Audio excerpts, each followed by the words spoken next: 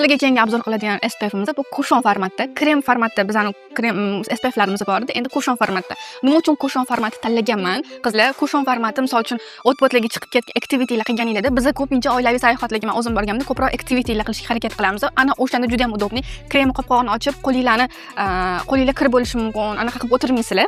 Zo'r tarafi shundaki, shuni ochasizlar. Mana bu Lilivo brendi qizlar aytgancha, Koreyaning mashhur aktrisasi Park Ji-lim brendiga tegishli. Bilasizlar, biz Park Ji-lim bilan hamkormiz.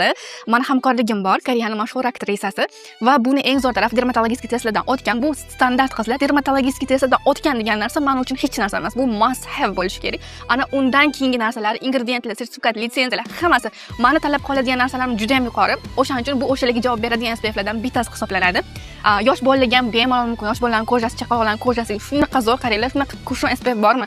Va 50+ ham qizlar 4 ta plusligi eng yuqori, nima deydi, kerak bo'lsa 24 soatga himoya qilib beradigan. Mani SPFlarim hammasi shunaqa. Xo'p, ko'p gapirmaymiz, endi o'tamiz. Oq ton beradi qizlar. Prям maza qilyapman to'g'risi. Plyajga tushmadim, chiqib kelmadim. Odam juda ham ko'p bo'ladi. Ozgina oq ton berganligi hisobiga o'zingizdan nima qilib kerak bo'lsa, dog'laringizni ham agar to'q bo'lmasa, yopib berishga yordam beradi. Ajinlarga zo'r ishlab beradi, chuqur namlantiradi. Hech qaysi SPFni quritib qo'ymaydi qizlar. Bemalol murojaat qilsanglar bo'ladi.